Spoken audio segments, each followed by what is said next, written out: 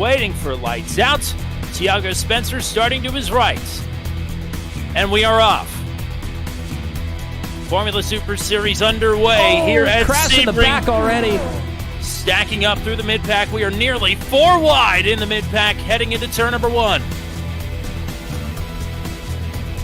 Problems for Drew White, Dan Minglin, Dave Payton, Connor Baldwin on the opening couple of corners.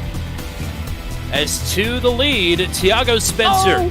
Oh, big stack up here through turn 4 and 5. That was contact. I think it was Yoshikawa, Johnny Hamby, Coons involved in there, I believe, as well. Oh, another one's around. That's Hunter Engrave. Engrave in the top 5 now falls back through the field. The big slowdown for the hairpin. Check it up in a spin in the mid-pack again. Oh, and this is a bit of a track blocker. Yes, it is. Johnny Hamby involved again. Hugo Galaz was around as well. Still crashing here. A mess to open things up here. Made it off the starting grid this time, but not much further than that. We'll have a lot to look at here once lap number 1 goes in the books. But up front, Tiago Spencer with the lead.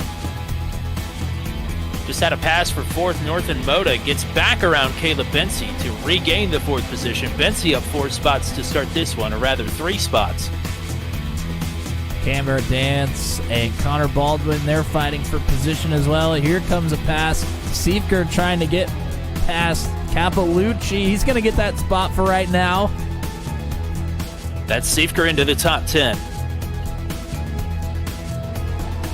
Tiago Spencer leads the opening lap.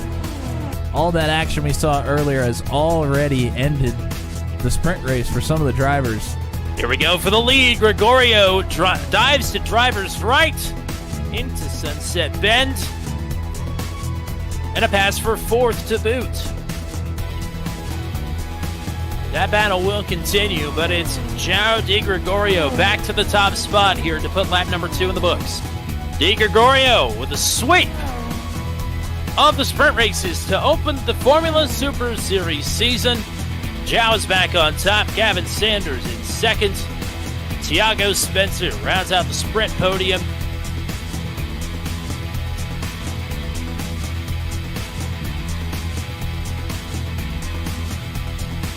Big jump here for Baldwin. Hunter under fire. 3 wide in certain parts of turn 1. Drivers off into the dirt. Side by side for 2nd. Connor Baldwin wants to get out of Dodge. I think that was either Di Gregorio or Christian Jasper that got off the racing surface. Couldn't quite tell. Good opening sequence here for Caleb Bensi. He has snuck up through the 3rd, chasing Don Hunter now towards the hairpin. Big stack-ups lunging left and right all through the field. Oh, and a big shot there, and around we may have another track blocker. Capalucci is sideways. Ian Bake's involved. Others. Yoshikawa got a piece of it again. And that was we are still green. Cody Claiborne was the one backwards on the track. So he is going to go all the way to the tail of the field now. Hairpin is a tough place to be on the opening lap, especially in the middle of the field. Don Hunter has his hands full with Caleb Bensi as we're going off track behind them. Siefker and Sanders trading spots. Siefker with a black flag to clear. Here's the move for Bensi to driver's right into the right-hander, turn 17. Hunter trying to fight back. But Bensi with a big lunge takes spot number 2.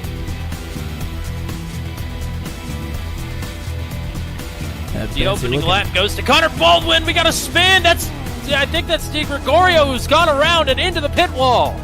It is. That's Di Gregorio. There was some contact there as well, I believe. Flows into the picture here. Door open again.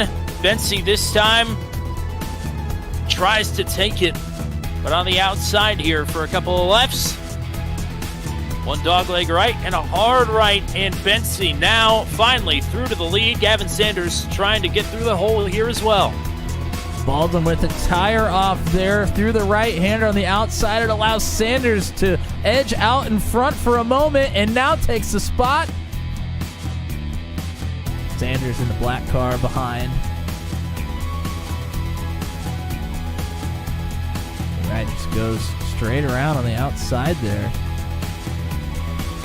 Through the hairpin, Cameron Dance is right here.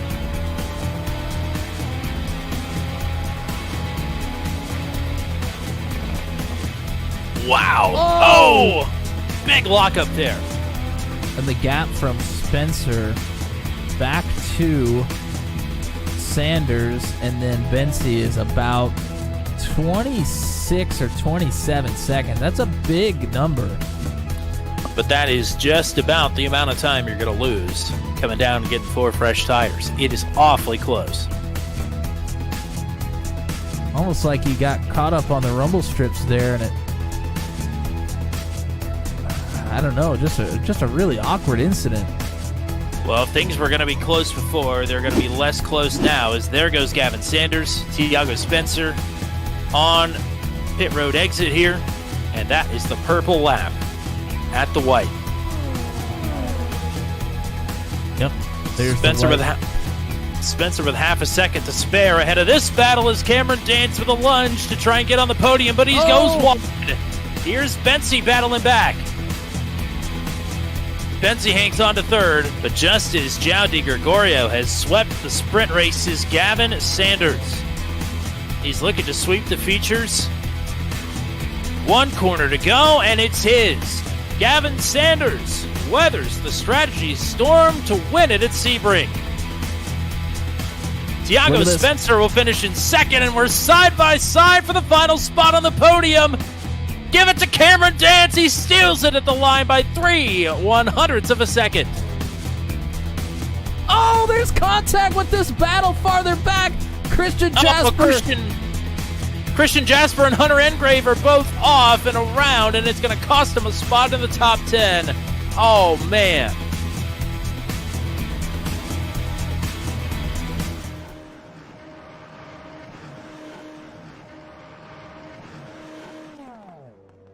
I tell you what, if you thought last week was close quarter racing at Sebring, get ready for a race that could very well live rent-free in the back of drivers' minds after 52 minutes of competition here tonight. It is a long, fast track and absolutely nowhere to escape if you find yourself in trouble for the majority of the way around Mount Panorama. It's the Super Formulas around Bathurst, and round number 3 of the Formula Super Series is around the turn on turn 200. A blind night that uses echolocation, viewing the dark, treacherous world through sound. Trapped in a dungeon, endangered by combatants, where hazards lurk around every corner. Make sound to have vision, or don't and be stealthy. Avoid impaling threats throughout the dungeon to escape. Engage with other prisoners. Not open here without. Could you find the key and unlock my cell? Free them to fight back with more allies. Let's take this guy. The Dungeon Labyrinth has many paths and even more traps. Struggle through the darkness to find your freedom.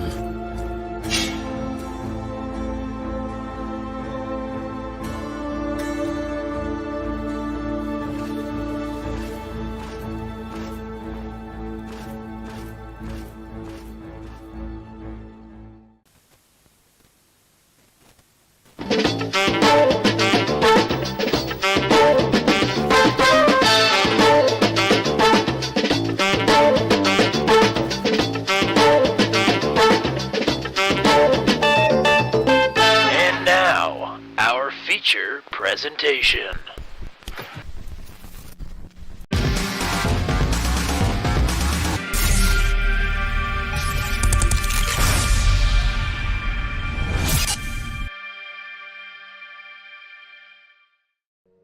Welcome back to live coverage of the Formula Super Series here on Turn 200. My name is Tommy Cook with my partner Matt Williamson. As always, we started the inaugural season of FSS at a slightly wider than average track in Fuji, and we went straight to a slightly narrower than usual track, for the most part anyway, at Sebring. And tonight, as we transition from Central Florida to the east coast of New South Wales, Australia, we find ourselves at what is the longest circuit on the schedule and one of, if not the narrowest track on the service. Forget the schedule. Mount Panorama, nestled in the eastern highlands outside of the city of Bathurst. The residents of the city are free to drive on the circuit when it is not in use for racing competition, although there is a strict 37 mile per hour speed limit. It is an FIA Grade 3 circuit comprised of 23 turns, a lot of which are tightly packed together. A staggering 571 feet of elevation change in this very narrow 3.86 mile long circuit. Let's take an AI lap around Mount Panorama. As we move past the starting grid, we are immediately greeted by Hell Corner, which may be the least of these drivers' worries on the opening lap. One of two long straights on the course, the Mountain Straight.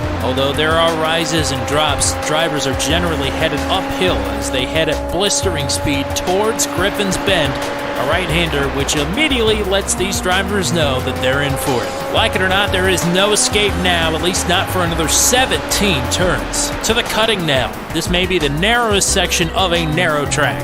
We go around Quarry Corner to Reed Park.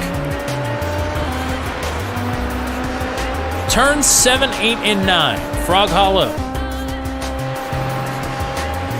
A slight break in the action here, but turn 10 is where even the most iron-stomached of the drivers might get a little bit queasy. Right, left, right, left, right. Then a slight left jaunt, a right-hand dogleg, and then a hard left. Turn 18. That was 9 corners in a row. And now it's flat out for a while as we make our way around Forest Elbow. And the Conrad Straight is the longest straight on the course downhill. As these drivers are making their way into the slight right, into the chase, we are topping single car speeds of 190 miles an hour without overtake. From 190 down to 90 or less into turn 21. And from the right-hander in 22, it's another sprint down to Murray's Corner. One of just a few intentional overtaking spots on this track, as there will certainly be a lot of position swapping, if only by virtue of crashing in the opening laps here at Mount Panorama.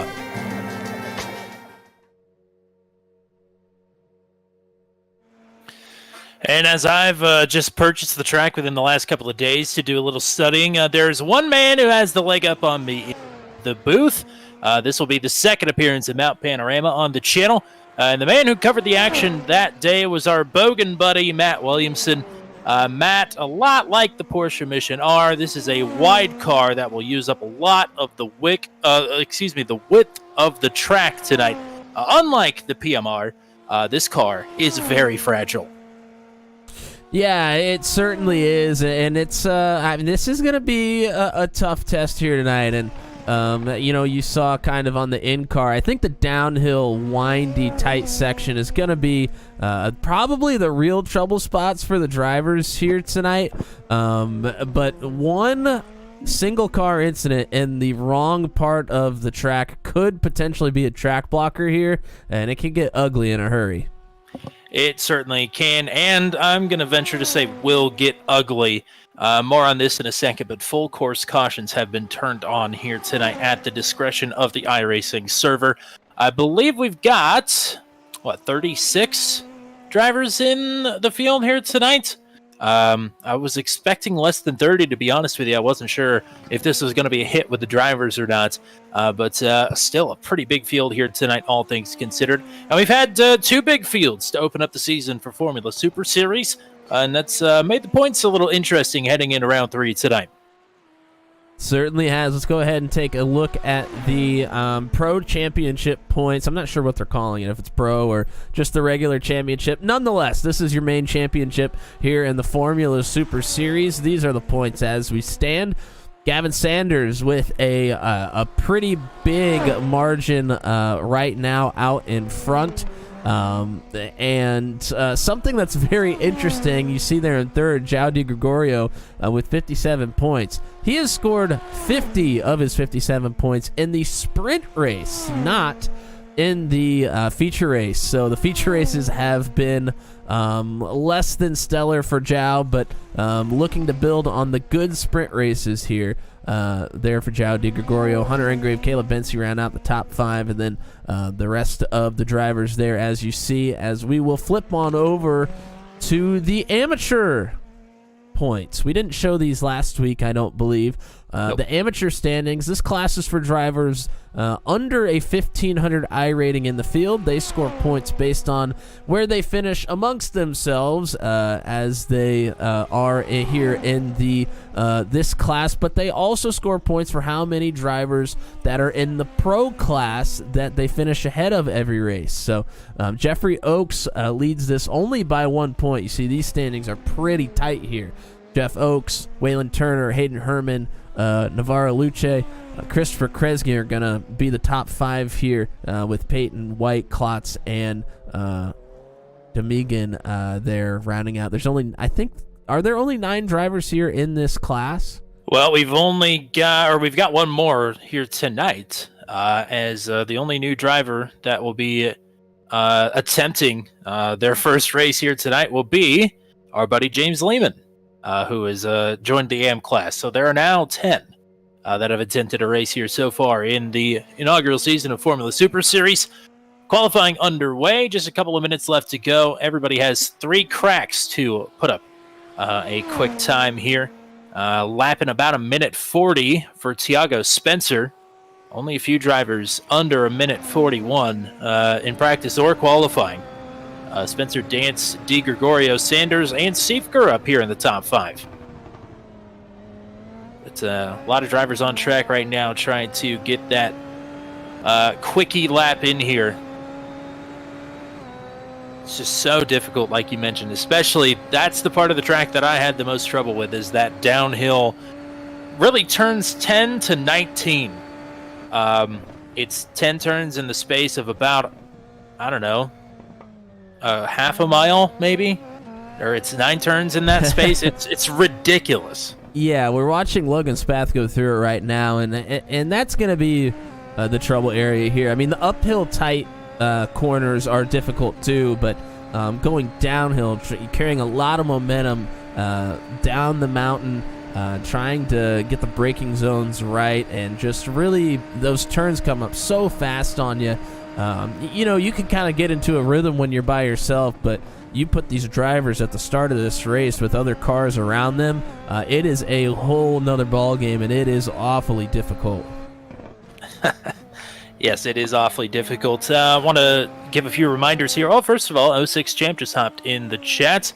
Heard a lot of issues on full fuel at the cutting for the first few laps. Yes, that is another thing, is this car will not like to be on all 4 wheels. It will definitely hit the skid plate through, especially that uphill section of the track you were mentioning, the cutting, turn 3 and 4.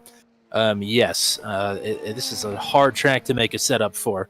But once we get a little bit deeper into the run, it should be all right. Programming note for you, tomorrow night, the Venom Truck Series, the Endurance Race at Bristol. We'll have to see you back here for that. Wednesday night, the ASRL Sports Car Championship from Lime Rock Park Classic. And don't forget, the Turn 200 Championship Race, open qualifying and last chance qualifier on Friday night.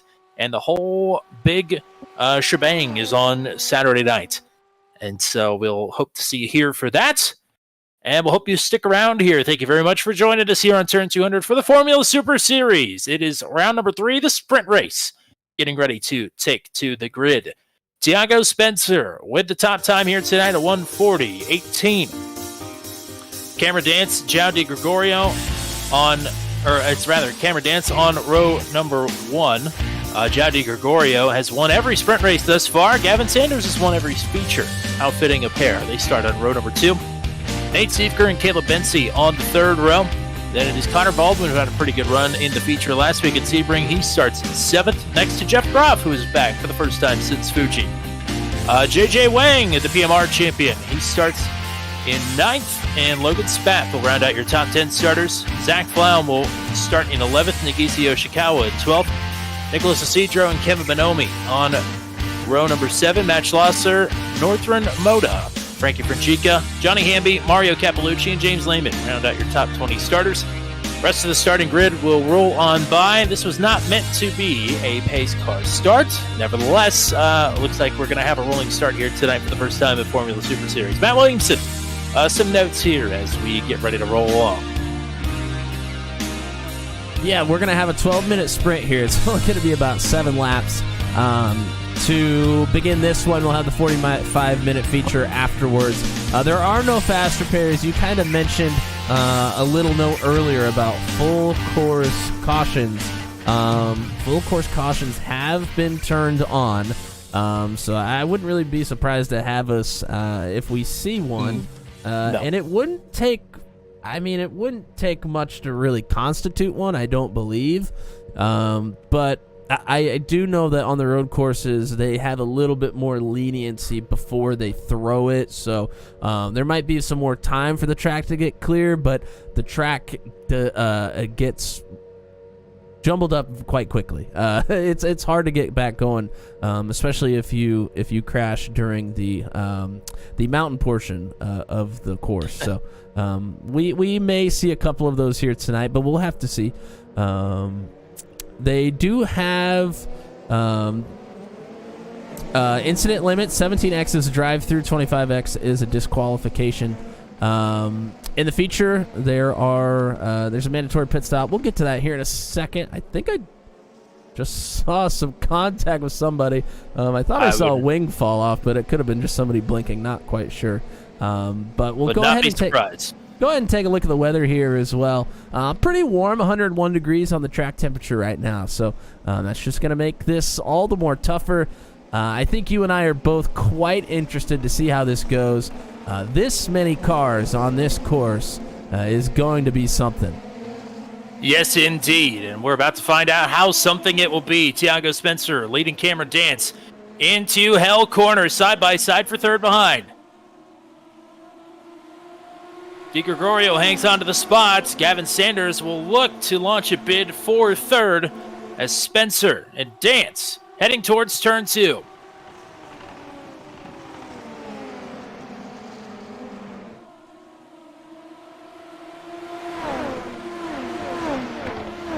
Side by side through Griffin.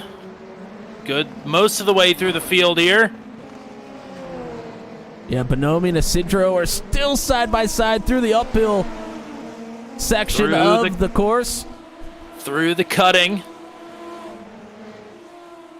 Things pretty clean here on the opening lap, but don't count your chickens just yet. Tiago Spencer and Cameron Dance, and Gavin Sanders joining the party up front. Bit of distance back to João Di Gregorio. Who's got Caleb Bensi and Nate Siefker right behind him. Yeah, Bensi looking to make a move here. Do have a couple problems for Nicholas Isidro. Dan Miglin caught up in that as well, I do believe. Yes, that car is toast. Ian Bakes as well. Christian Jasper. As Gavin Sanders has found his way up to third. Or, excuse me, Caleb Bensi's found his way to fourth, excuse me. And put quite a bit of distance between he and João Di Gregorio here through the chase, and now around back down the main straight. 1 lap in the books. Yeah, the real good passing opportunities are going to be in the first few corners and then the last quarter of the track. That high-speed section after you go down the hill, that's another great passing opportunity through the chase. We got to see that in PMR. That was the main passing point, especially when we get push to pass going here for these drivers in the feature race. That's where it's going to happen. Problems in through the cutting. JJ Wang is involved. Jeff Groff as well. Oh, boy. Oh, boy. People going wide. There is a lane clear. Just have to find your way into it. J.J. Wang will tow back to the pits and open that up. But some damaged vehicles here. J.J. Wang running into 8th position at the time of the crash. Yeah, and there's such an awkward spot to be in if you do go around there. I think we're going to see a lot of drivers just elect to not even try to turn the cars around. Like we've seen here in the sprint race, just go ahead and tow to the pits if you more get put in that problems. spot. Round turn 10 and 11, Matt Schlosser has found his way around in a blind spot, but he will tow back to the pits. No further complications there. Around the chase, and now around turn 22, Tiago Spencer's fends off Cameron Dance once again. So they go around Murray Corner and back down to the main straight. Gavin Sanders closing in bit by bit here. A purple lap for Spencer. And to your point on the downhill into the chase, the cars are actually topping out in terms of RPMs, even on the overtake. It's going to hit about 194, and the car is going to sound like it wants to explode. But certainly the draft will come into play. You just have to maybe be a little bit closer than you were in the PMR. Top three nose to tail here as they head up the mountain.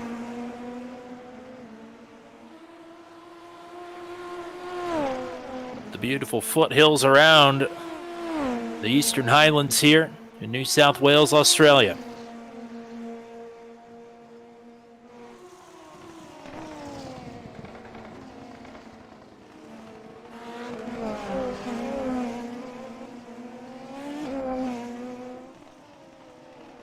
Spencer, Dance, Sanders, Bensi, and Di Gregorio, the top 5. Siefker, Graf, Flaum, Spath, and Bonomi, the top 10.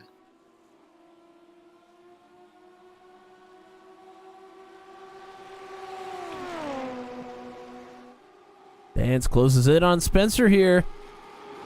May not be close enough. He is going to take a look at least into turn 21. And they have shook Gavin Sanders quite a bit. He must have had a problem, because he was right here, and now he's 2 seconds behind.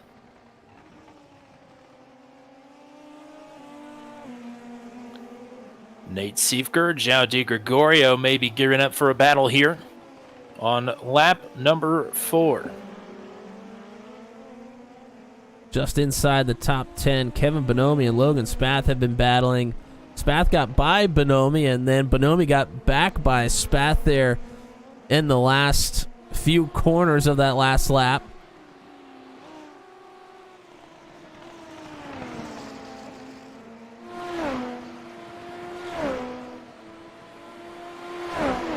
This is Siefker and Di Gregorio, as you mentioned.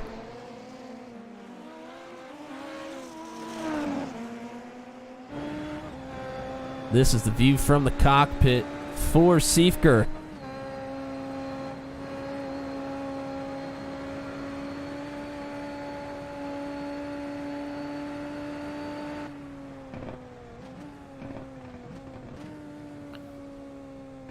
The next closest battle on the track is in the AM division. Dave Payton trying to hold off Daryl Klotz here.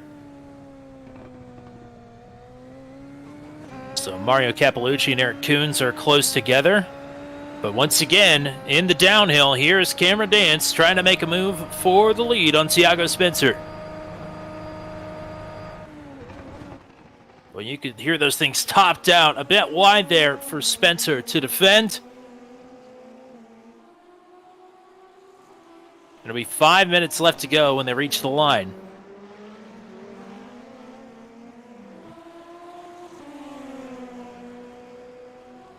Sanders riding back at third, closing in once again. Purple lap of the session.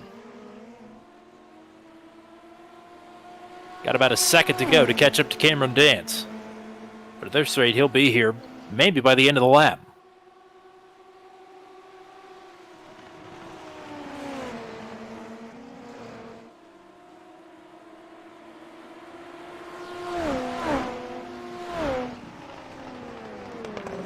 Hunter Engrave just had a problem as well.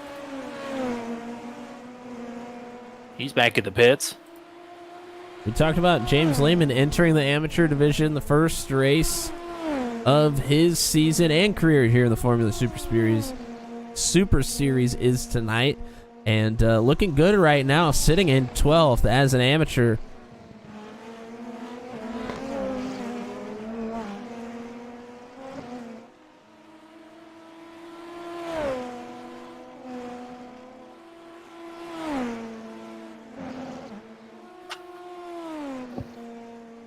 Cameron Dance in a good position here, right up behind Tiago Spencer.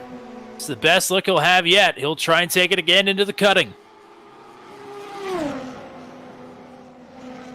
Again, relegated out to the right side, maybe looking for a crossover. Spencer a bit wide, better drive off for Dance.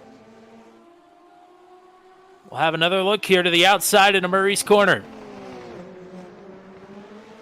And here's Gavin Sanders.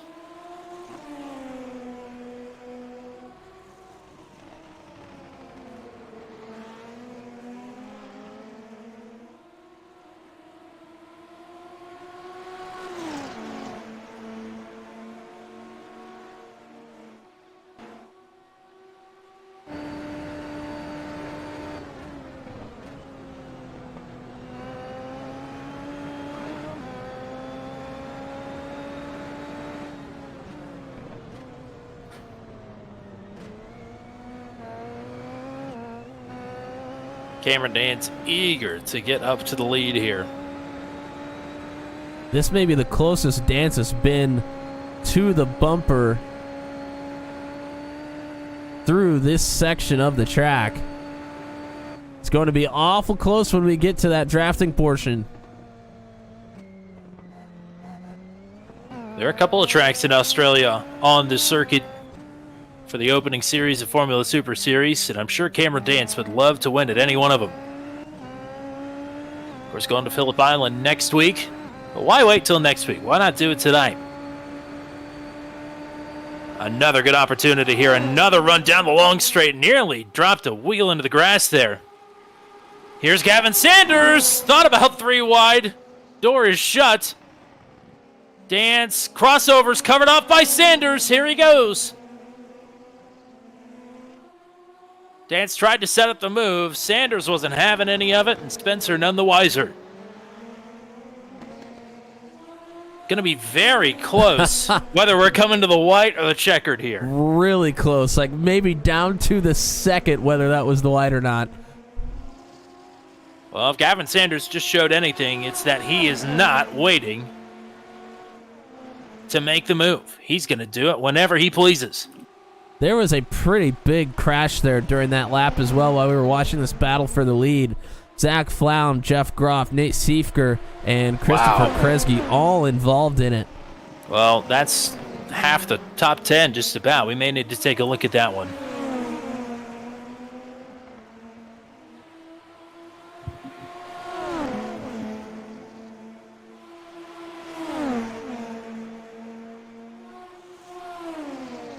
Trying to take a look at it before the session expires, but can't take our eyes off this battle for the lead. Winding their way towards Forrest's elbow. And here we go again. Conrad straight. Here's Dance again out to the right side. Sanders hanging back a bit.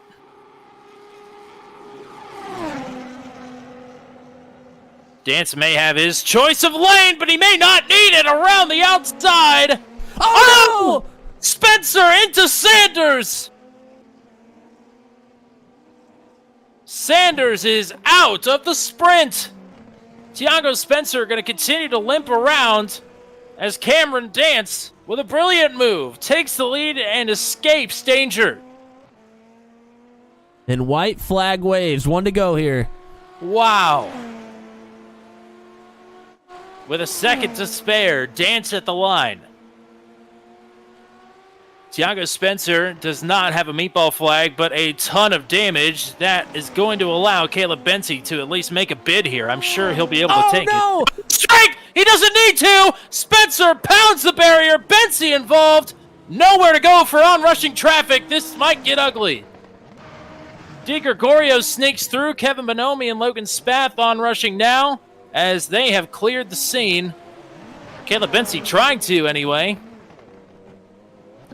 Wow. Bensi trying to get back going here, but that was ugly. Oh, man. It was gonna be tough to navigate for Tiago Spencer there. Caleb Bensi now, I'm sure, with an absolute boatload of damage. All of a sudden, it's now João DiGregorio in second. Bensi is now in a battle for fifth, I do believe. But he has no defense against this. The complexion of the top 10 here has changed multiple times. Yeah, in the final lap. Bensi's dropping like a rock here. Two more have gotten by him. Currently sitting in eighth, trying to get some sprint points here. But around Murray's corner, dealing with none of that, a brilliant move by Cameron Dance to take the lead late, and Cameron Dance wins the sprint. In second, the João DiGregorio, the winner of the first two sprint races, he will cross in second. Bonomi and Spath nose to tail here for the final spot on the sprint podium. And it'll be Bonomi in third, Spath in fourth. How about James Lehman? In the AM class, Lehman, best finish for an amateur driver this season. P5 in the sprint. Oh, man. Well, we've got about 2 minutes. We got a lot of replays to do, so let's get to it, partner. Yeah, let's go ahead and try to see what happens with this big crash that was inside the top 10 before the crash between the top three. Oh, man. Looks like Flaum is going to make contact. I believe that's with Siefker. Siefker goes for a big tumble here and comes back out on the track.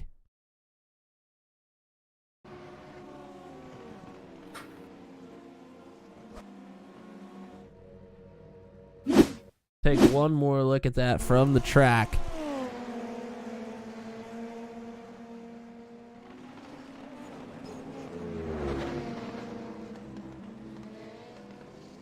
So that was happening not far behind the leaders as they were battling. And you've run out of time, unfortunately. Oh, no. Well, we had a pretty ugly crash coming down the Conrad Straight after the chase that time, or for the final time, rather, as Connor Baldwin and Eric Coons got into it a bit. It was not the friendliest of confrontations between those two. But regardless, I guess we could take a look at the sprint finish. We could do that now. Cameron Dance, João DiGregorio, Kevin Bonomi, Logan Spath, James Lehman, the top five. Northern Moda, Frankie Franchica, Damian Benke, Cody Claiborne, Caleb Bensi hangs on for a 10th place finish after all that. And those are your point scores. Wowee. Wowie is quite right. I mean, if anything, we learned that we're probably not going to have one of those full course cautions tonight, because if one was going to be thrown, we had plenty of opportunity. I would say, I think if multiple people come to a stop, like in the cutting, if we had a track blocking incident and there were probably 6 or 7 cars stopped, I think then it would be triggered. But yeah, it's a little more lenient here on the road courses than it would be on the ovals. Wow. Let's take a breath after that one. That was I expected all of the chaos and carnage at the beginning of the race. And what we got instead was a calm opening. I don't even know if we had an incident point until turn 10 or 11 on the first lap. And then all hell breaks loose in the last 2.5 laps. Yeah, I mean, kind of the opposite, like you said, of what we were expecting. I think one thing that helped that, and you mentioned it, is the first rolling start that we're going to see here in the Formula Super Series. I think that rolling start actually helped that lap one, those first few corners, because, everybody's rolling. They're able to get a decent start, and everybody kind of found their spot pretty quickly that way. I think if it was a standing start, it would be different. So So I think that helped, but then I don't know if it was where the cars were getting with tires or whatnot, but man, they really went after it there at the end. Yes, certainly they did go after it, and some drivers are going to continue to go after it here, as a lot of the drivers that wrecked out will be in close proximity to their aggressors here. So we'll see how it goes. Top 10 invert here from the sprint to the feature. That will give Caleb Bensi control of the field here behind the pace car. Cody Claiborne will start on the outside of the front row. Damian Benke and Frankie Franchica on row 2. Northan Moda and James Lehman on row 3. Logan Spath, Kevin Bonomi, row 4. Joao Di Gregorio and the sprint winner Cameron Dance rounds out the top 10 starters. Mario Cappellucci starts 11th. Waylon Turner in 12th. Navarre Luce in 13th. Derek Klotz 14th. Connor Baldwin will start in 15th. Dave Payton, Tiago Spencer, Eric Coons, Gavin Sanders, Nate Siedker, the top 20. Some notables through the field as you take a look at all the starters. Hunter Ingrave back in 25th. Johnny Hamby 26th. JJ Wang 28th. And where did I miss Gavin Sanders? I said him in 19th. And Tiago Spencer in 17th. So some notes here ahead of the feature, Matt. Yeah, we're going to have 45 minutes here for the feature race. It's going to be about 26, 27 laps or so. Again, full course yellows are a potential here. There is one required stop for tires. It'll be after lap 10 and before the white flag lap that they will have to complete that pit stop. 200 seconds of overtake, and again, 17x is a drive-through penalty, 25x is a disqualification. I think that is very much in the cards here. And these cars don't take fuel, so it's just for tires on the pit stop. No fuel will be taken. And no alternate compounds either, worth noting. Rolling start underway for the feature. Caleb Bensi with a good jump here. It's Claiborne and Benke battle for second. It's Claiborne with the advantage through Hell Corner. Oh, problems. Waylon Turner is around in a big stack up here in one. It's most of the back half of the field that's going to have to pick their way through this. DeMade is involved. Siefker Sanders involved as well. Oh, my. Mario Cappellucci toes back to the pits. Navarre Luce had to pick his way through there as well. My, oh, my. That is a large portion of the field. Cappellucci, Sanders, Siefker, Spencer, Tiago Spencer, Eric Coons, Nicholas Isidro, Jeffrey Oakes, all with meatball flags through the first problems. turn. Oh boy, Cody Claiborne from second, and he's going to tow, and we have a collision.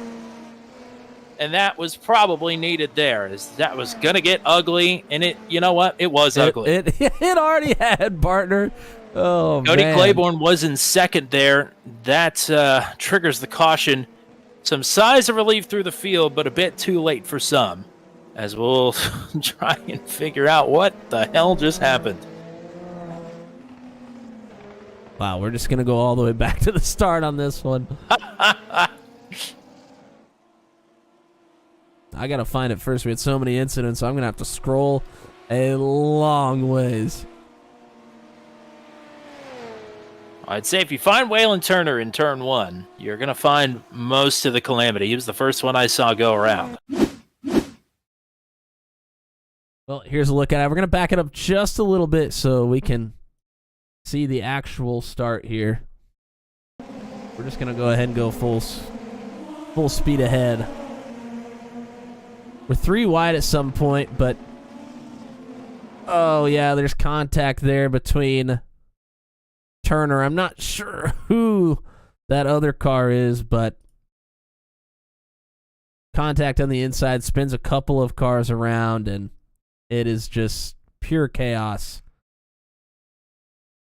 There's actually a lot of drivers. Wow, that blimp cam said a long ways away. There's actually a lot of drivers here that don't necessarily have damage. They just came to a complete stop almost, just to avoid any incident. So, I mean, there's still a lot of drivers that really aren't going to have issue here as far as damage goes early on, but they're just going to be starting towards the rear of the field, which is going to put them at a bit of a disadvantage, but should be able to still continue cleanly at least. And then we'll go ahead and try to find that incident with Cody Claiborne as well.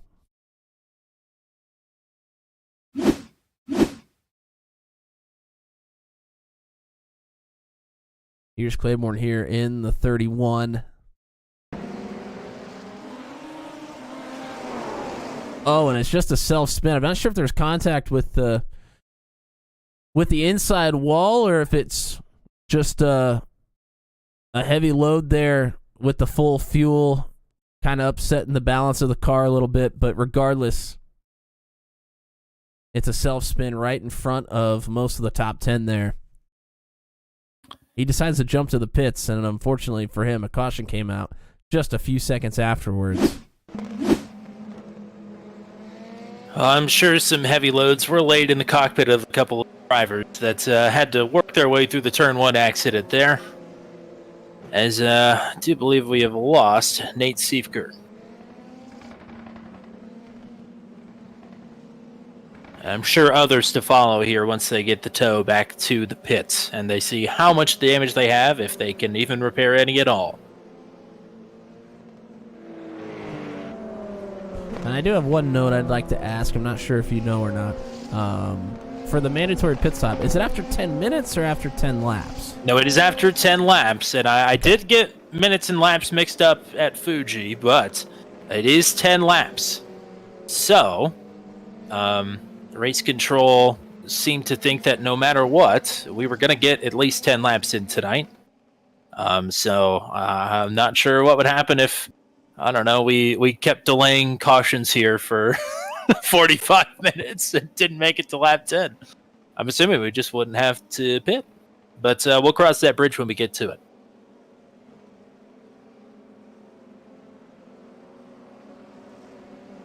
Hopefully everybody got that out of their system as much as they possibly could. I'm sure we will see more wrecks here. But maybe... not as big as what we just saw. Yeah, I think hopefully things will settle down here. That was kind of a weird incident. Almost looked like maybe a little bit of netcode involved there too, but a couple drivers got taken 3 wide, and they're in... I mean, that's called Hell's Corner for a reason. That's just a tricky spot to be in. Well, Caleb Bensi got to be enjoying his time out front here, certainly more than the end of the sprint race. Bensi leading Benke, Franchica, Lehman, Moda, and Spath. Di Gregorio, Dance, Bonomi, and showing Waylon Turner right now in the 10th position. Tiago Spencer has a meatball flag. He is coming in to get that fixed. Or rather, maybe not fixed. And the fact that he's actually driving that car under caution here tells me that there's at least a good chance that it's repairable. It's just whether or not you want to wait around for it. Zach Flaum also down pit road this time.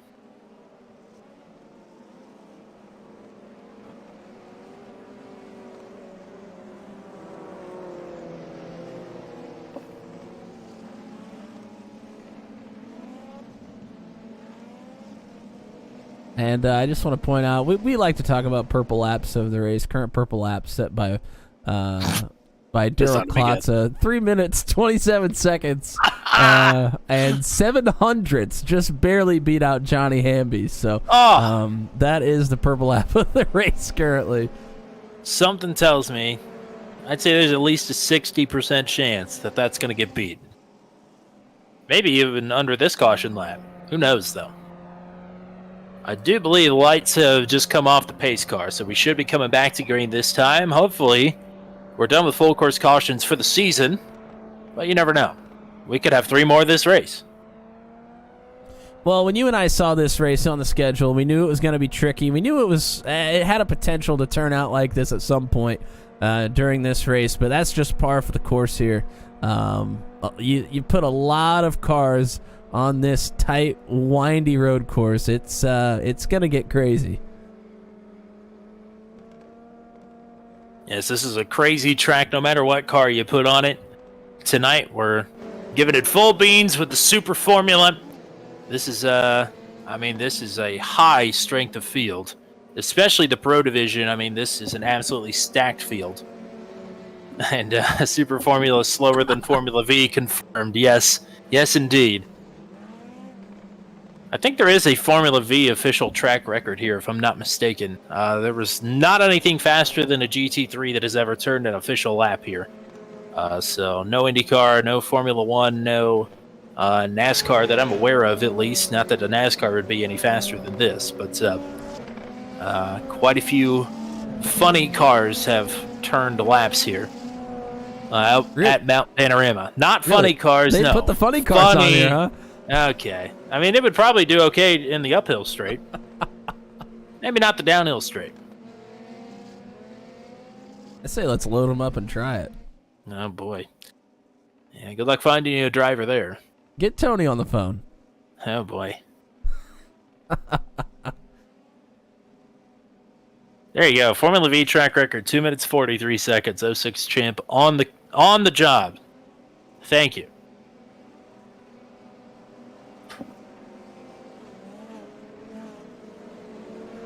All right, he's still got 35 minutes left to go when we get back to the line. It'll be right on the number. Unfortunately, Nate Seifker, Jeffrey Oakes, Cody Claiborne, Tiago Spencer, Eric Coons, all out of this race.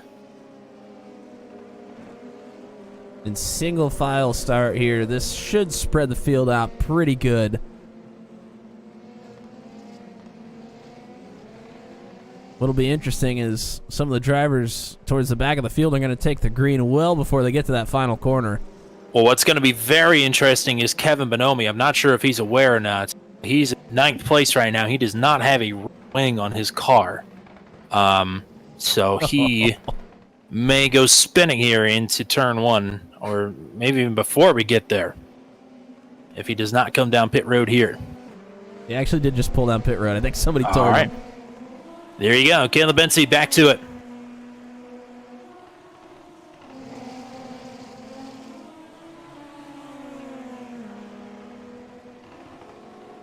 Oh, James Lehman has gone around. Man, was inside the top 5 as well. Yeah, that's unfortunate. Really good sprint race and was looking good here too, but he's going to get going here. He's not going to lose a ton of positions. Oh, my goodness. From second, Damian Banky. Second's the cursed place to be in the feature thus far.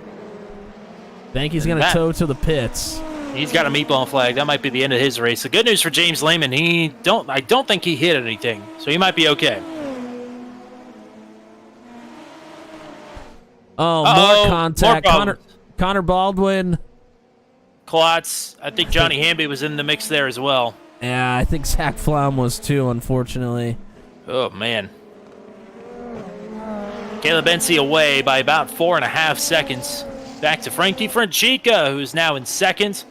Northern Moda and Logan Spath, João Di Gregorio, Cameron Dance, all right here.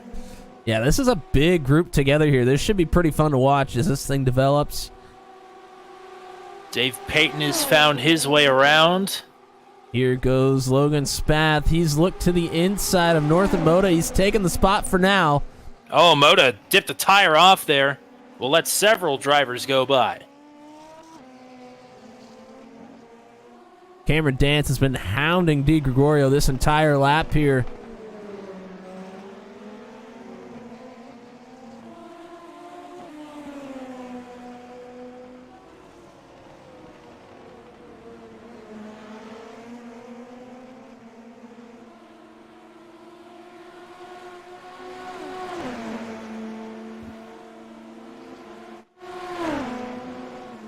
Battle here between Dakota DeMade and Jeff Groff. This is for 7th. Groff is going to take it here.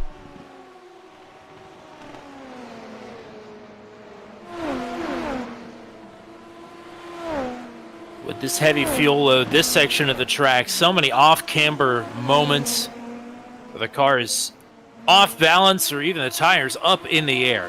So easy to find your way into the wall, which is exactly what has just happened to Christopher Kresge and Dan Miglet. They have both towed back to the pits.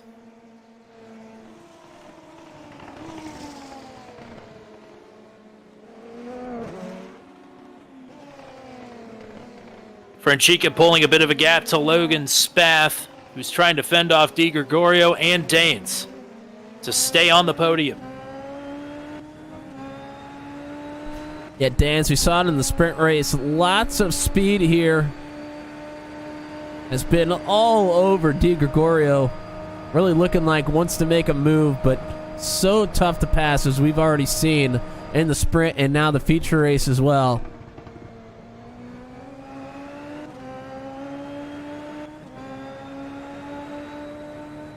Bensi continuing to open up the gap. Purple lap, 142.377. There goes the 3-minute purple.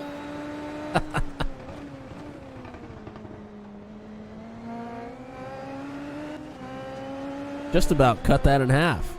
5.5 seconds back to Franchica. Franchica's got about a second and a quarter back to this move by Di Gregorio. Spath snuffs it out into Griffin's Bend. Through the cutting here. Oh, and Zhao a little bit loose there. The cutting in particular, like 06 Champ pointed out in the chat, incredibly difficult at any point in the race. We're going to throw up a little nugget of information for everybody here. This is a track map for you, and you see the numbers if you can read those. If you're watching on a phone, probably pretty hard, but if you're on a bigger screen, you might be able to see the numbers on there. Those are the positions, so you see the number 1. That is Caleb Bensi out in first, who is heading towards the chase as we speak.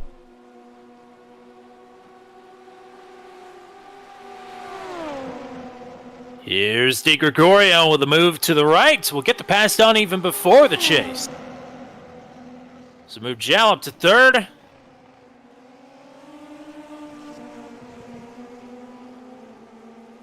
Spath back to fourth with the sprint winner right behind him. Bensi continues to knock out the purple laps here. Spath a bit loose. Dance might have an opportunity into one, but Spath gonna play defense. Yeah, great move from Spath to try and control the inside there, but Dance gets a good drive out of the corner. We'll have the inside here. Unfazed through Hell Corner. Oh! Whoa! Not sure if there was a contact or a reaction there from Spath. Either way, Logan Spath back to fifth, but at least they could both keep racing. That was nearly disaster. Yeah, Spath nearly into the outside wall. Does a great job to corral that thing. Meanwhile, out front, Caleb Bensi continues to put the heaters in, sets the purple lap of the race here. Retirements from Connor Baldwin, Nicholas Isidro, Damian Benke.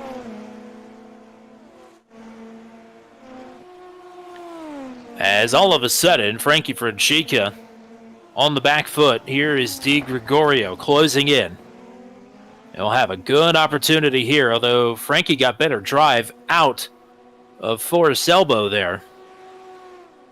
So maybe Zhao will have to wait another couple of corners. Then again, maybe not. He has cut that gap right down.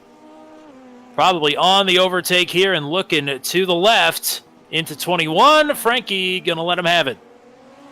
And here's Cameron Dance all of a sudden, out of nowhere. Oh, Whoa! Dance into the grass there.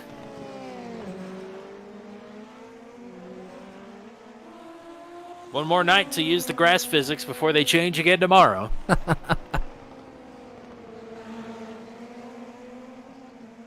Some slower traffic here from second to fourth to navigate through. It is Waylon Turner. A difficult spot to catch them in. Dance watching Di Gregorio slip away. So he's going to have to find his way around or be patient behind Frankie Franchica for the final spot on the podium. Yeah, it's going to be very difficult to find a way around here in the next 10 corners or so, but not impossible. Di Gregorio with a monumental task ahead of him. 8.2 seconds up to Caleb Benzie.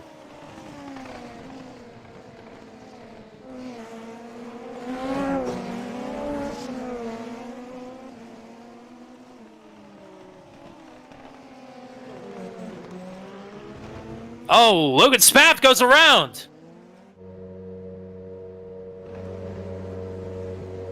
Spath into the tire barrier here and just sitting still. Maybe done. I'm not sure.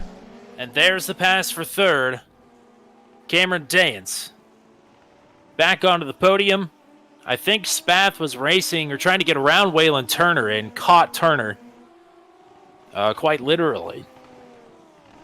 Another purple lap for Caleb Benzie into the 141s. We talked about pitting early last week and getting your tires up to temperature. One more lap until pit road is open. But I mean, as these tires get more temperature, they get faster and faster, and the lighter fuel loads help with that as well. Yeah, well, when we talked to the feature winner for the first 2 rounds, Gavin Sanders, he is somebody that came into pit pretty early, but when we asked him about it, he wasn't sure that was actually the right move. He thought that maybe the better strategy was to stay out and then pit later like many drivers did, but it ended up just falling his way anyways. And your point has been proven by Caleb Benzie setting that purple lap again here. So I'm not sure. I don't know if it's maybe just how you kind of feel at the time. Maybe you need a little bit of a mental break for a second before that could play a big part of it as well. But Sanders seemed to think that maybe waiting as long as possible is maybe the smarter move. It almost worked for Tiago Spencer, but he picked up an off track at the wrong time.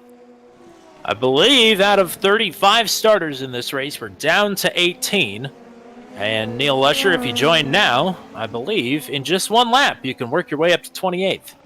I don't know if that's the kind of points you're looking for, but that's what's up for grabs. Hunter Engrave on the move here, getting around north of Moda.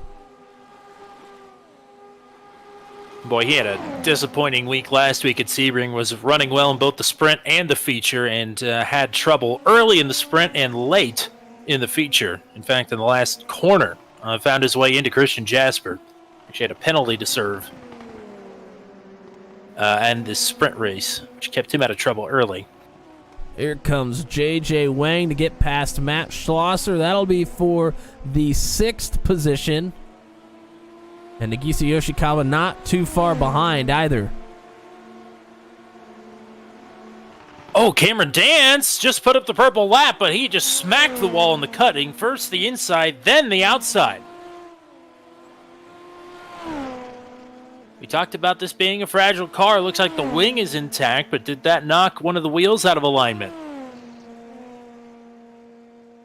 And this is the section of the track where you're going to find out if you've got a problem. And your problem is going to get worse. Oh, wow.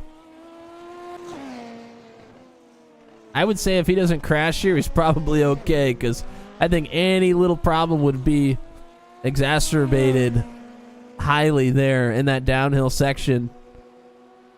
Dance's purple lap was 4/10 up on Caleb Benzie's quickest lap this race. I mean, that was an absolute blistering lap. Probably won't be purple again this time, but it's the first wheel Cameron's put wrong all race. Good battle here just outside the top 10. This is James Lehman, who we talked about earlier, trying to get past Dakota DeMade. And they have Northern Moda right in front of them, who is in 10th. So this will be the battle for 10th here. Moda has gone backwards in a hurry here just in the last 2 laps or so and is going to come into pit. Nagisa Yoshikawa has gotten around Matt Schlosser. Schlosser gave him the position voluntarily, so move Yoshikawa up to 7th.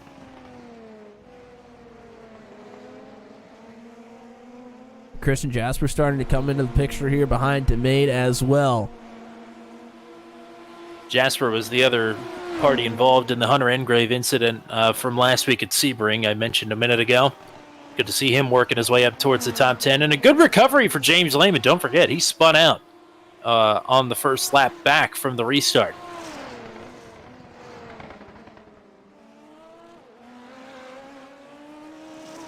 So Di Gregorio just big problems here. Oh no, that's Lehman. That is James Lehman.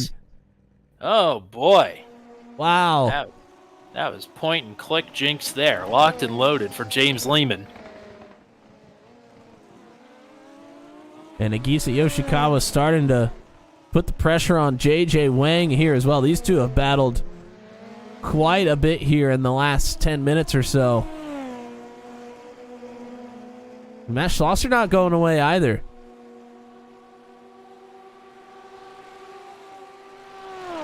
So Di Gregorio cutting into the gap a bit up to Caleb Bensi. But Camera Dance has been way faster than both of them, even with the wall contact. Dance might be able to make a move on João Di Gregorio down the Conrad Straight this time. Here comes Matt Schlosser to pit.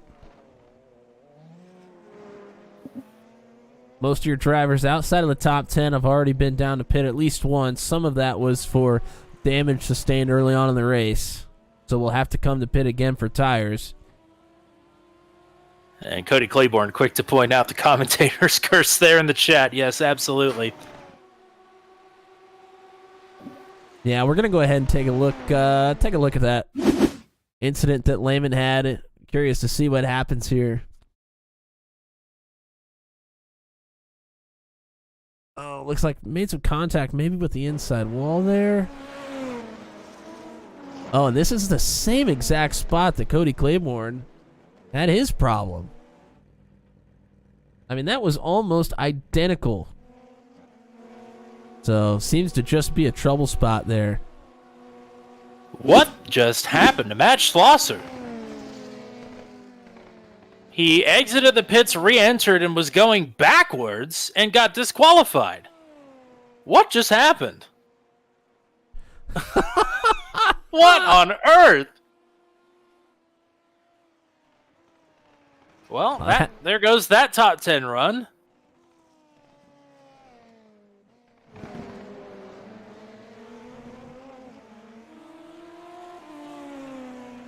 Your guess is as good as mine. I could try to go find it, but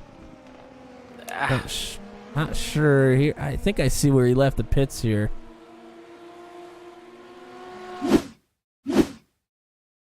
Wow, Cameron Dance with the fastest lap of the entire session. Practice, qualifying, sprint, feature. All of it.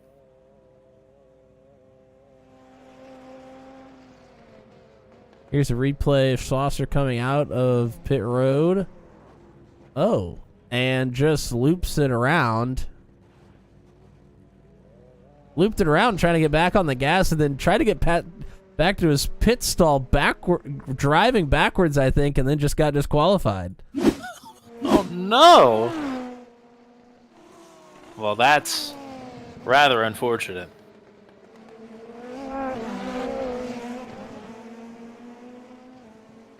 Meanwhile, Cameron Dance has closed back up on Di Gregorio here. They've got Zach Flaum in front of him. He will yield. And that may hamper Dance a bit. Then again, maybe not. Here he goes. Out to the right side. He's made this move stick, and he's going to make it stick again. Cameron Dance up to second. Coming with a head of steam. 7 seconds still to clear to catch up to Caleb Bensi. But Cameron Dance, the fastest driver on the track. And yet again, sets the purple lap. Wow, we've gone from, I think the purple lap, when we went back green after the first caution, was a 143.2. Yep. And we've gone all the way down to a 140.97, under a 141 now. That is insane. How fast these cars get as the tires come up to temperature. Only one other sub 141 lap was turned all of practice.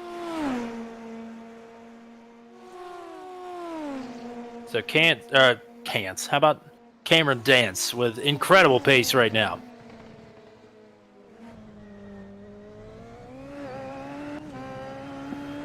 Bensy last time around, though, did set his personal best lap.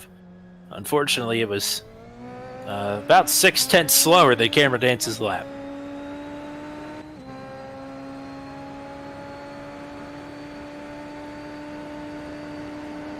It's still a pit stop to go for everybody inside the top 13.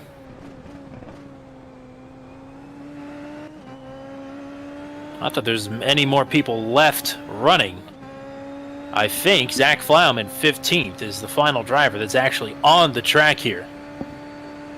So we have lost over half the field. And there's another purple lap for Dance. 140.84. Ridiculous. Wow, Nagisa Yoshikawa finally was able to put it together again. Him and JJ Wang have swapped positions 2 or 3 times now. Hunter Engrave giving it full beans onto pit road. Pit road speed 31 miles an hour. It's one they just convert over from kilometers per hour, and it comes out to a funny number. It's usually either 27 or 31.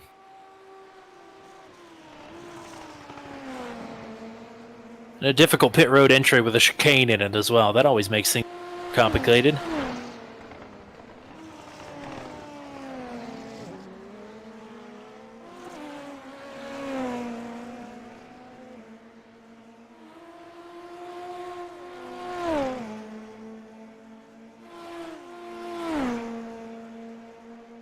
Navarre Luce also on pit road.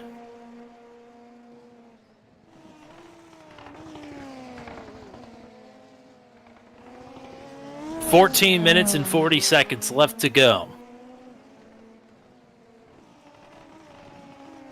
Eagerly awaiting to see what times the leaders put up here.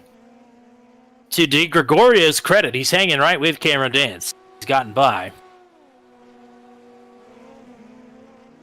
41.5 Bensy. And a 41.3 for Dance. Bensy finding some pace here. I think Hunter Engrave had a spin, but I don't think he hit anything. He's back going again.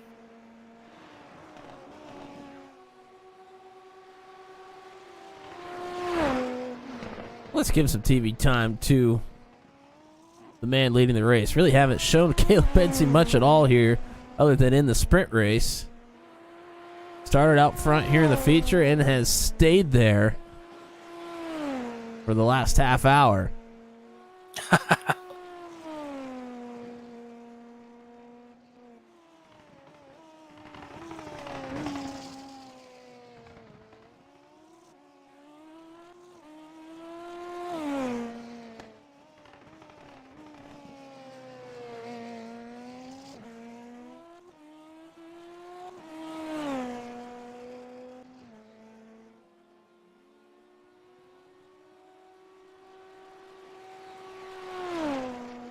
Dance and Di Gregorio navigate some lap traffic in the form of Navarre Luce.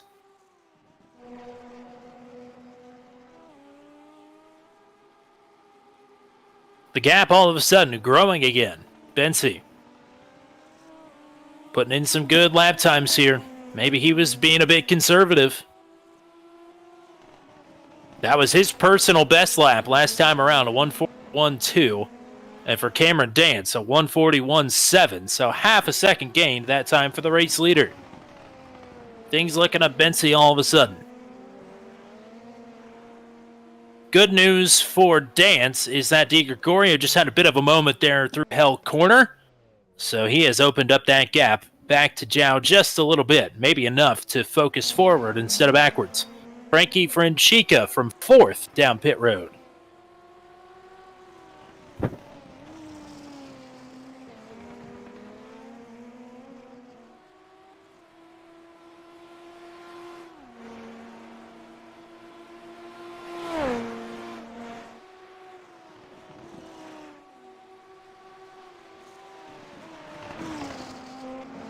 About the closest thing we've got battle-wise on the track is JJ Wang trying to catch back up to Nagisa Yoshikawa. And I've kind of lost where everybody's going to cycle out to. I think maybe the drivers have as well. So it'll be a nice surprise for us at the end of the race.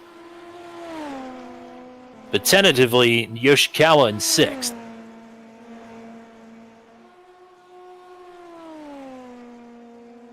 JJ Wang, a double champion all of a sudden here on turn 200. Won both of the titles up for grabs in the Porsche Mission R Challenge.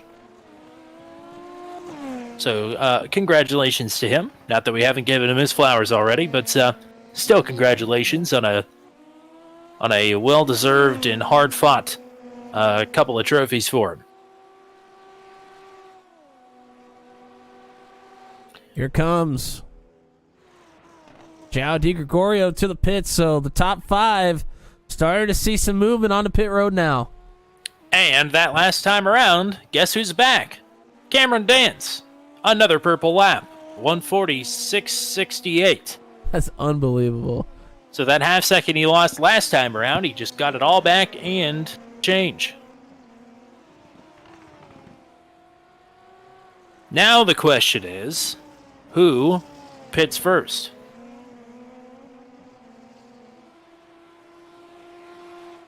Who is going to draw their pit guns in this duel from long distance?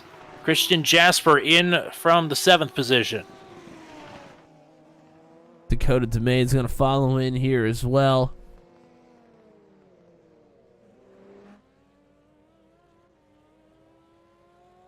De Gregorio off pit road just as Jasper was coming in.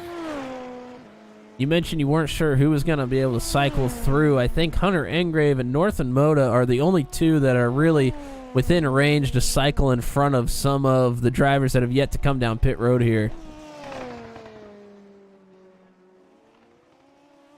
Frank Chica came in from 4th earlier, and I think about 17 seconds behind De Gregorio in 3rd. So, no leap for Frankie. Both of the leaders have bypassed pit road once again. Under 9.5 minutes to go. Remember, you have to be on pit road by 2 to go. Cannot pit on the white flag lap. And that includes coming to the white flag if your stall is before the line. Yeah, so these drivers probably have about 6 minutes left before they should really probably have to come down pit road that time. Yoshikawa in pit road. De Gregorio has already gone by him, so no overcut for Yoshikawa to find his way to the podium.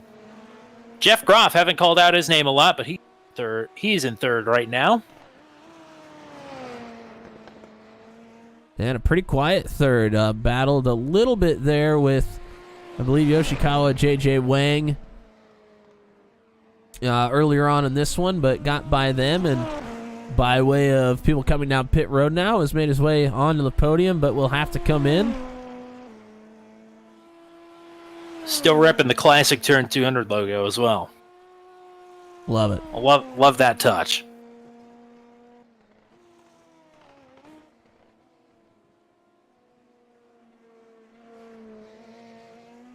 Cameron Dance continues to eat into the advantage here of Caleb Bensey. Bensey looks like he's pitting right now. See if Cameron answers or if he'll try and go one more. Looks like Cameron's going to stay out.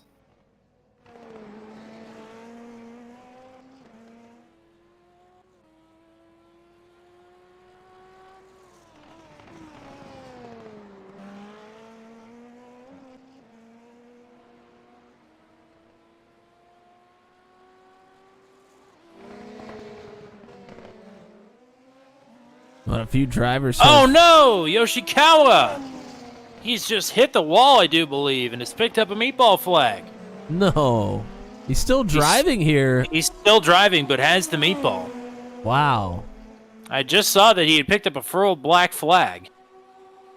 So he must have cut the only chicane in there. Still trying to play defense, though, against Hunter Engrave, but will have to come in and fix that damage. Yeah, had the overtake on there, trying to keep up with Ingrave.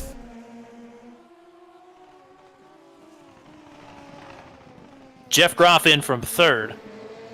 So that will move Di Gregorio back onto the podium. Still awaiting Cameron Dance to come into pit. He's got 22 seconds clearance on Caleb Bensi. Engrave's going to get this position outright. Yoshikawa's still out on track.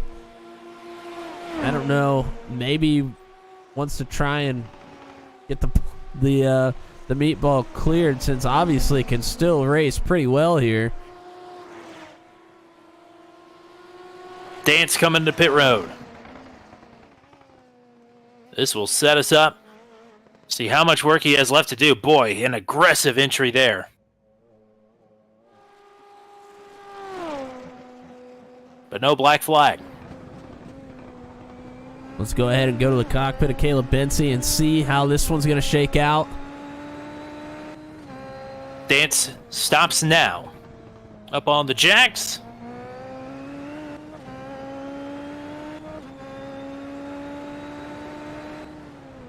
Jack is dropped and he's away. Bensi to the lead. The gap was about 6 seconds when Bensi came to pit.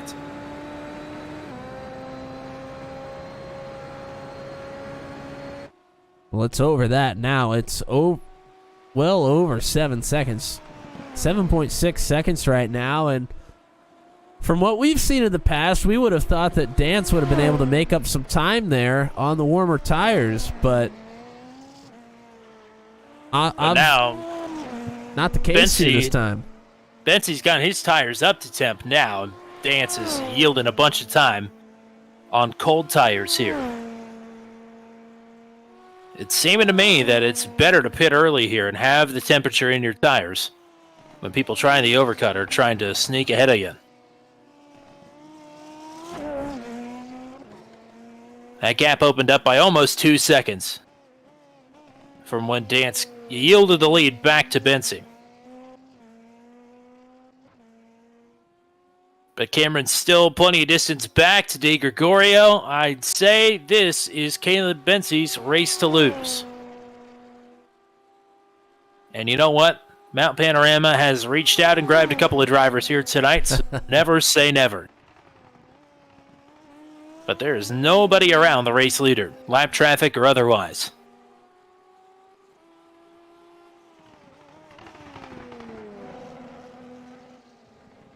And I think that is everybody getting their scheduled service in. Or rather, their required service. Here's a battle for 12th between Kevin Bonomi and Navarre Luce. These drivers 1 lap down. And Navarre Luce is going to get a ton of points in the AM class here today. So Yoshikawa are going to come to pit to serve his meatball flag. That'll probably be the end of his race if I had to guess. But Luce gives up the spot to Kevin Bonomi. I think Navarre is the only AM driver still left running.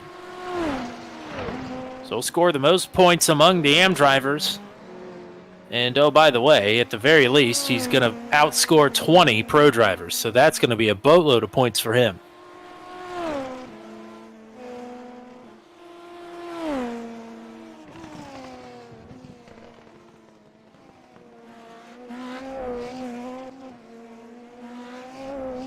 Yoshikawa out of the race. So that will move him down to 15th.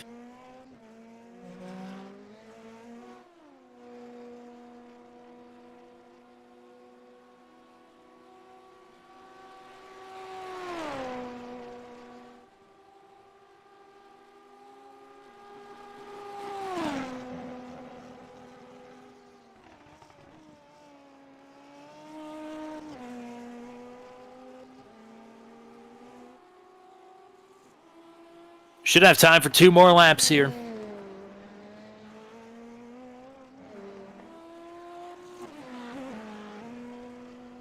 And Cameron Dance 2/10 quicker than Caleb Bensi, but that is a drop in the bucket to what he has to make up.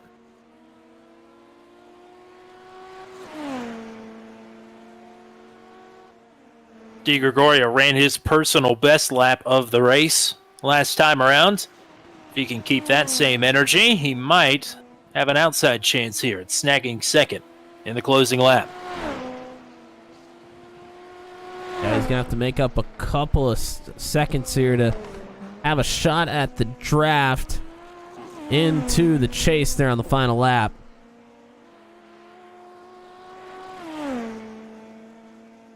Things pretty spread out in the remnants of a once full here at Mount Panorama. How quickly they disappeared. We started the race with 35. We didn't make it even a tenth of a kilometer into Mount Panorama before that all went to the wayside.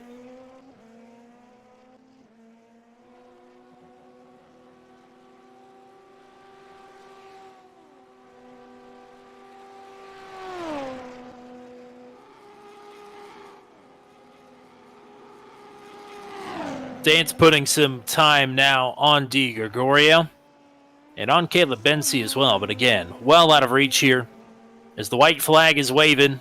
That is the purple lap of the race from Caleb Bensi. How about that? But even faster, Cameron Dance.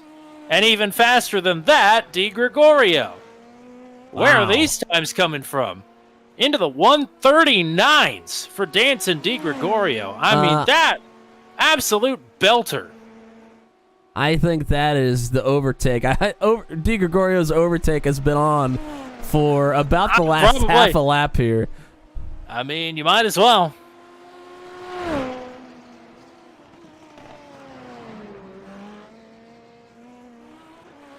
I'm 139.8. That is just ridiculous. That's ridiculous.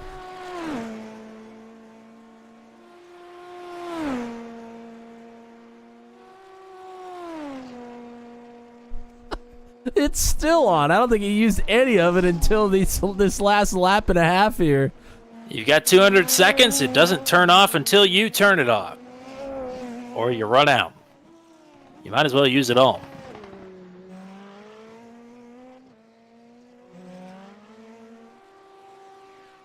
But not concerning himself with any of that is Caleb Bensi, who through the invert found his way to the front of the field and had all the chaos and calamity the Mount Panorama provided the other 34 drivers on the grid.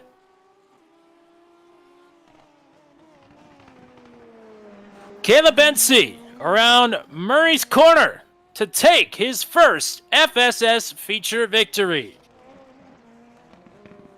Cameron Dance follows up his third place last week at Sebring and his sprint win here tonight with a second place in the feature.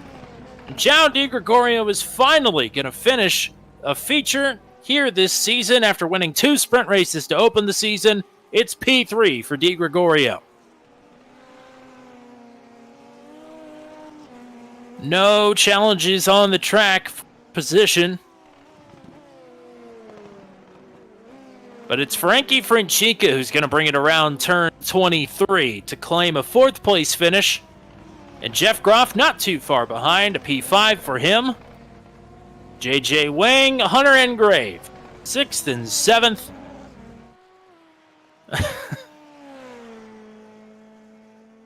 Waiting on Christian Jasper, Northern Moda, and Dakota DeMade. They should be the top 10 and the lead lap finishers here. By the way, Cameron Dance ran a 139.3 on that last lap. Holy cow.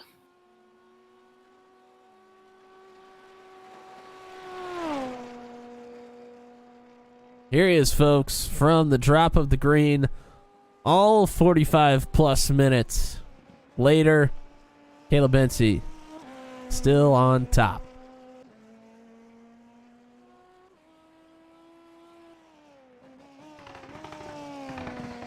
Celebration time. They're ringing the bell in Stowe, Ohio tonight.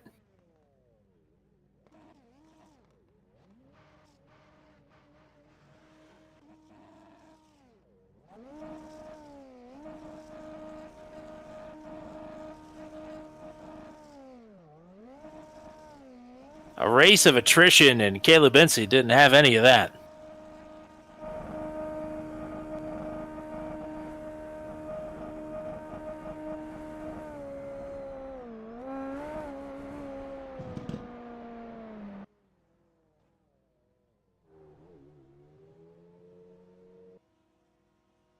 And he parks it. All right, we just went through the top 10. Bensi Dance, Di Gregorio. We'll talk to hopefully all three of these gentlemen momentarily. Franchica, Groff, Wang, Ingrave, Jasper, Moda, and DeMay, the top 10. Kevin Bonomi will finish in 11th. Navarre Luce in 12th. Ian Bakes in 13th. And Zach Flaum going to be the final finisher here tonight in 14th. Everybody else a DNF. No stragglers. Nagisi Yoshikawa, Matt Schlosser, James Lehman, Logan Spath, Waylon Turner, Christopher Kresge, the top 20.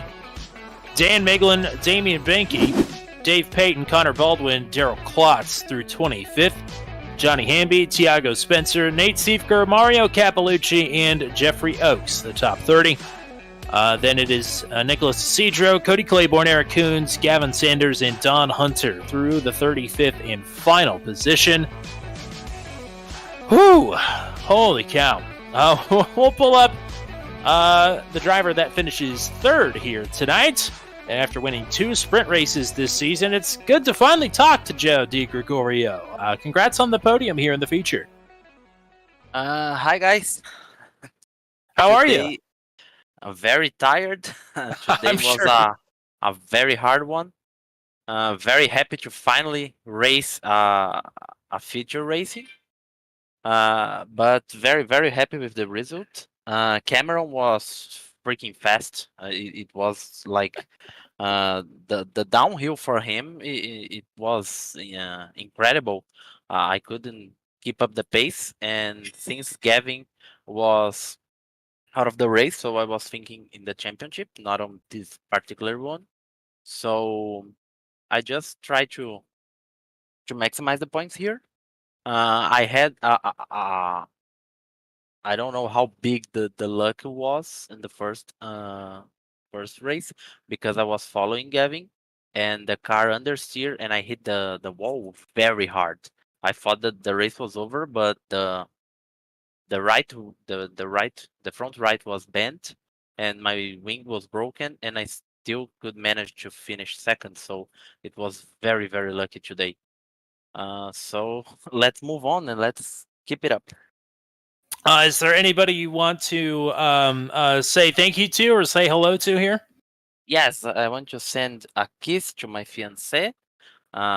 She's sleeping right now, but she will see it tomorrow. I want to say thank you to everybody who believed here. I'm here because some guys like Half, the Phantom Racing Team, and even TWRS believed in me, because I had a very risky surgery on my back. I have 8 pins on my back now, and today the doctor cleared me finally to race fully. So I'm very happy for this result today. Well, congratulations on the good news there from the doctor, and it's great to finally get to talk to you. I have a feeling we'll be talking to you more here as the season goes along. But congratulations on the podium here tonight. Many thanks. Good night, guys. See you on next Monday. Absolutely. Love the energy there. It's great to finally talk to João Di Gregorio, and we will pull up your second place finisher here, Cameron Dance, back on the podium here after winning the sprint race as well. It's a pretty good night for you, all things considered. What was an absolutely wild night for most of the field here tonight. Congrats on the results.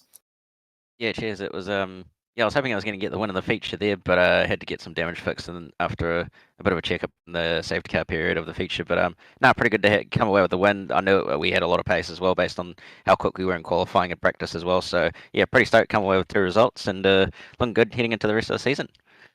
I mean, it took a lot to pick your way up through the field there. And I mean, catching slower traffic especially once you get past turn 2 and around turn what, 18, 19. There's just no way to get around the slower traffic there. I mean, you're running faster laps than Caleb there. Do you think you had, I mean, what was it going to take? How many more laps do you think it would have taken for you to catch Caleb there? Because pretty consistently a little bit faster than him most of the way through the race. Yeah, I think if we didn't get held up so much in the traffic, we probably would have got to him in the last couple of laps. I think, especially after the pit stop, with the fact that we ended up having to be stationary for an extra, I think it was 3 or 4 seconds. It would have been pretty close. And then obviously I had my push to pass all stored up till the last 2 laps, so I could have used it there and then had at least somewhat of a crack. But yeah, it was just a little bit of luck there. Unfortunately, that it didn't go away with the traffic. But it's one of those things. It's better to be patient around here than try and send one and then risk ending up in the fence. So, and especially with the fact there's so many different variables around the way that the races have been going for a different number of people. So yeah, at this point, it was just about being consistent and getting some decent points rather than trying to risk it all. 139.3 on the final lap is ridiculous. Matt, what do you got here for Cameron? Well, congrats on the P2. You know, a lot of the drivers in Zhao just said that you were just blazing fast in the downhill section of the course. Is there a certain attack that you give that downhill section, or maybe is it patience that gives you the edge? What do you think gives you the edge there in that section of the course? I'm not 100% sure, to be honest. I think mostly commitment. That's the main thing, and just utilizing the downforce, making sure you're not overdriving the tires too much as well. That's probably the main thing. Is it's very easy to lock the front and then end up with understeer. So that was probably the one thing I focused on, was just making sure that I was keeping the tires in the operating window more or less, and then just using the downforce and grip that I had to really get away from the guys behind, and obviously try and catch those in front of me. Yeah, I agree with Matt. You headed through the chase there. It seemed like you were just about the only person that could consistently make those moves, especially into drivers right there, into left-hander, pretty consistently. Was a strong point for you in a night where you had a lot of points here at Mount Panorama. P1 in the sprint, P2 in the feature. Nice job here tonight. Anybody you want to shout out or say hello to? Yeah, obviously shout out to the boys for the awesome racing. That was a lot of fun as well. And obviously everybody at Orbit Motorsport, and now everybody that's on the car as well. Shout out to them. And cheers to you boys as well for the awesome broadcast as always. Well, thank you very much. Great job here tonight. We'll be talking to you again here. Go celebrate a P2. Yeah, cheers guys.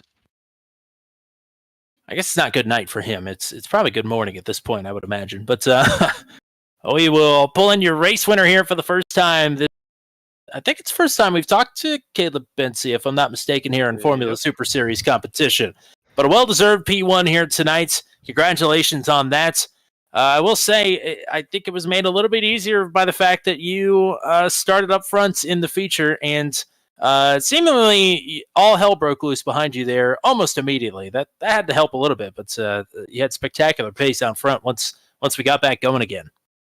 Yeah, it's kind of a roller coaster night, but yeah, I didn't have the best qualifying, but like, I mean, considering where it was and that type of track, you just needed to be somewhere towards the front, I feel like. And then yeah, it was going pretty well, and then had that wreck at the end of that heat. That was quite surprising. That was a pretty big one, but yeah, being stuck there, I knew like that's a terrible spot to be in. I was completely like perpendicular to the track in a very, very tight area.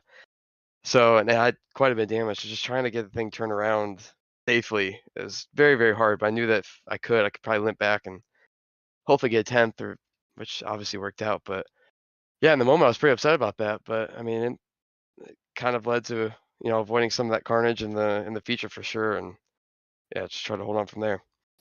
Yeah, I was gonna say that was an incredible effort. An unfortunate set of circumstances that puts you back there to only score 1 point. But I mean, way to capitalize on it from there. Matt, what do you got here for the race winner? Well, congrats on the race win. We talked to Cameron, and he was awful fast throughout the night. Seemed to be kind of reeling you in there. When he's in that position and you're out front by 7 seconds or so, how much do you look at lap times, or are you just kind of in your own world, making sure that you take care of what you need to? A little bit of both. Basically, towards the end of the chase or coming to the start finish line, that's when you kind of check to see how that lap was in comparison, see if that gap shrunk at all. But Yeah, I felt pretty comfortable pace-wise. He was definitely faster, I think, but had a pretty good gap to manage at the start, and I think probably over the full race, probably only gave up about 3 seconds or so. So it was just kind of about managing what I felt comfortable with, and not overstepping and not risking throwing the car away, because it's very, very easy to do here. So yeah, just taking what I was comfortable with, not doing anything crazy, but still try to put up some pretty good lap times where he couldn't get too close. And I mean, thankfully it worked out pretty well. I mean, if the viewers could use their imagination in the middle of the race, you and Cameron were just trading purple laps back and forth. So you would have to imagine the racing would have been pretty good if you didn't pull such a huge gap there. But nice to get, I think, as easy of a win as anybody is going to get in circumstances like this. But I'm sure you're probably wore out after a 45-minute feature here. But regardless, well-deserved victory. Nicely done. I know you got people you want to thank and shout out here. Yeah, first to your point, that I mean, gap wise in terms of racing, that was pretty easy. But you can't ever rest here, and it's just full out, full out, full out every lap, and scraping walls and everything. Like that was not an ounce of relaxation throughout that entire race, but it's not supposed to be. So I know it maybe looked relatively calm from up there, but it was tough. But yeah, as always, family, grandparents watching, thanks you guys as always. For any new viewers of the series, if you haven't heard before, if you're in the Northeast Ohio area, Migos Tequila, go check them out. Blossom Road Flowers, Race First, all the above. So thanks you guys as always for the broadcast, and this has been a pretty fun series so far. Obviously, there's been a lot of incidents and some action, so happy to make it through this one and get on top. I was going to say, we came within, I think, 7/100ths of getting to talk to you for the first time last week. So nice to finally get to talk to you. It's been a little while since we've had you up here winning the Truck 200 Championship. So nice job on the race win here tonight. Looking forward to many more down the road. Yep, good to be back with you guys. Thank you. There goes Caleb Benson. Yeah, I did undersell the effort that it takes to even make one lap here, let alone a 45-minute endurance race around here. So apologies to Caleb Benson there. Yes, nobody is going to feel good physically after a night like tonight, but at least the top three can celebrate a podium. And you know what? I think anybody that finished this race deserves a damn round of applause, because this was a tough one here tonight. Yeah, it certainly was. We knew it. The drivers knew it was going to be tough. I think a lot of them were a little bit optimistic, but I think we only had 15 drivers finish the race. Maybe 16. I'm not sure. 14. No, you're right. Yoshikawa did not make it to the end. I forgot. So, yeah, only 14 made it to the end out of 35 starters. That's certainly an accomplishment in itself, and the drivers were rewarded for it, I believe. So that was great. But it was good racing throughout the night. Sprint race was awesome as well. And shout out to anybody else that was hanging out with us. And thanks big time to the people hanging out in the chat. 06 Champ, Insert Coin Racing, The Lush, TPC. Oh, there's myself. Cody Claiborne and Cheesy Boy hanging out with us here tonight. So thank you to you folks who were chatting with us throughout the night, and anybody else that was tuning in or is going to tune in after this is concluded. We appreciate you. I'm going to throw you a quick curveball here, because Navarre Luce is in the broadcast with the only AM to finish the... We'll see if we can get a quick word in here with Navarre Luce. You got a copy? Yeah. How are we doing? How are we feeling after finishing that one out? I'm feeling good. You know, I finished pretty good in the heat race, and I got like 13th in the heat, and I was like, do I really, like, I'm an AM driver, do I really want to, like, start? And I'm like, I really don't. So I just pit started, and then, like, everyone died. And then, and then I got the AM win by being slow as heck. I mean, not only did you get the AM win, you're the only AM driver. I'm the only AM driver to live. Yeah. Yes. So congrats on surviving here in a race where most people did not. You're going to pick up buku points heading out of Mount Panorama. So yeah, anybody? I can't wait to see the standings after this one. I'm excited. Is there anybody you want to shout out or say hello to? Or I just thank you, JJ, for inviting me to this to the league. I had a lot of fun. Enjoying racing with my teammates and all that. Yeah, it's been really fun. Well, there you go. Nice job here tonight. Keep up the good work. Thank you. Alrighty, now I had to take an opportunity there. We always like to talk to people we've never talked to here on the channel, and yes, most people did die here tonight, unfortunately. So they'll respawn for next week, though, when we stay down under here and go to Phillip Island. A little bit more room to operate, still pretty high speed, high intensity, but the threat of death is not looming around every single turn like it is here. So Phillip Island will be a fun time next Monday night. We hope to see you back here for that. A lot happening between now and then, though, on turn 200. Tomorrow night, it's the endurance race with the whole walkout songs and everything from Bristol for the drivers of the Venom Truck Series. Wednesday night, it's the Matt and Matt show from Lime Rock Park, the classic layout for the ASRL Sports Car Championship. No racing on Thursday. We are debuting Matt and I's a collection. It's not all of our favorite moments from the year 2023, but it's 10 from each of us. It was hard to narrow them down, but our 20 of our favorite moments from turn 200 in 2023 will be premiering on Thursday night, where we would normally have the Max V Truck Series. Friday night, it is last chance qualifier and open qualifier for the drivers that are locked in to the Turn 200 Championship race. Saturday night is said Turn 200 Championship race. Gen 4 is at Talladega for both nights, and it is going to be a blast. And then that will lead us back to next Monday night's coverage of the Formula Super Series from, I almost called it Prince Philip. Not quite. No, Phillip Island. How about that? I think this night has melted my brain. I think you're probably right there with me, so let's go ahead and call it a night here. For everybody with the Formula Super Series, for the GOAT, the one and only Mr. Matt Williams, I'm Tommy Cook. Until we meet again, we say so long from Mount Panorama atop a pile of carnage, where Caleb Bensi and Cameron Dance are victorious here tonight in the sprint and feature, respectively. Have a good night, everybody.